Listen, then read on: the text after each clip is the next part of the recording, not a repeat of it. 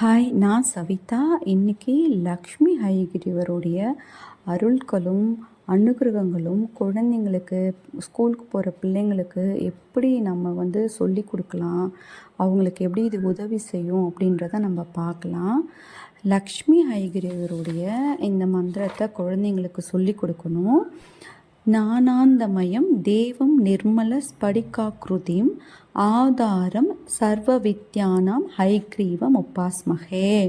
இதனுடைய அர்த்தம் என்னன்னா, ஞானத்தில் சிறந்து விளங்குபவரும் தூய்மையான தேகம் கொண்டபவரும் அனைத்து விதமான கல்விக்கும் கலைகளுக்கும் ஆதாரமாக விளங்குபவருமான ஸ்ரீ ஹயகிரிவரை நான் வணங்குகிறேன் அப்படின்றத பிள்ளைங்களுக்கு நம்ம சொல்லி கொடுக்கணும். இல்லை, இது குழந்தைங்களுக்கு ரொம்ப கஷ்டமாக இருக்குது அப்படின்னா, அவர் ரொம்ப விருப்பப்பட்ட ஒரு சிம்பிளான ஒரு நேம் அப்படி என்னென்னா, ஓம் ஜெய் ஜெய் ஸ்ரீ லக்ஷ்மி ஹயக்ரீவா நமோ நமக அப்படின்ற இந்த ஒரு 1 லைன் லெட்டரை குழந்தைங்களுக்கு நம்ம சொல்லி கொடுக்கணும். டெய்லிக்கும் ஸ்கூல் போக்குறச்ச இந்த திருநாமத்தை குழந்தைங்களுக்கு நம்ம சொல்லி கொடுக்க குழந்தைங்க நல்ல படிப்பில் நாட்டம் பெறுவாங்க. நிறைய பேரண்ட்ஸ் என்ன நினைப்பாங்கன்னா, சுவாமி கும்பிட்டா குழந்தைங்க நல்லா படிப்பாங்களா, சுவாமி கும்பிட்டா நல்லா வேலை கிடைக்குமா அப்படின்னு சொல்லிட்டு நினைப்பாங்க. கண்டிப்பாக கிடைக்குங்க. கல்வியில் நல்ல நாட்டம் பெருகும். நாட்டம் பெற்றால் கல்வியில் நம்ம படிக்கணுன்ற எண்ணம் பெருகும். நாம் நல்ல மார்க் எடுக்கணும் அப்படின்ற எண்ணமும் இருக்கும். இது கண்டிப்பாக நடக்கும் குழந்தைங்களுக்கு. என் பையனும் இதே மாதிரி நல்ல மார்க் வாங்கியிருக்கான்.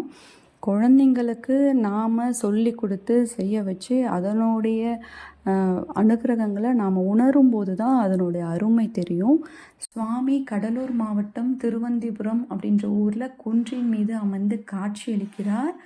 வெண்தாமரை மீது அமர்ந்து லக்ஷ்மி தேவியை இடது தொடை மீது அமர்த்தி 64 ஆய கலைகளையும் கையில் வைத்து ரிக் கெஜு சாம அதர்வன அப்படின்ற 4 வேதங்களையும் வைத்து காட்சியளிக்கிறார். ஏலக்காய் மாலை ரொம்ப பெரிய பட்டையை துப்பார், அவருக்கு ரொம்ப பிடிக்கும். துளசி மாலை அவருக்கு பிடிக்கும். மல்லிகைப்பூ மாலை லக்ஷ்மி தேவிக்கு செஞ்சு கொண்டு போகலாம். உங்களால் முடிஞ்சால் நெய்வேத்தியம் ஏதாவது செஞ்சு கொண்டு போகலாம். குழந்தைங்களை ஒரு நியூ நோட்டு வாங்கி அவங்களுக்கு மந்திரங்கள், ஸ்லோகங்கள், 108 நாமங்கள் அந்த நியூ நோட்டில் எழுத வச்சு அந்த நோட்டு கூட ஜாதகமும் வைத்து சுவாமி மடி மீது வைத்து தரும்படி நாம் குருக்களை கேட்டுக்கலாம்.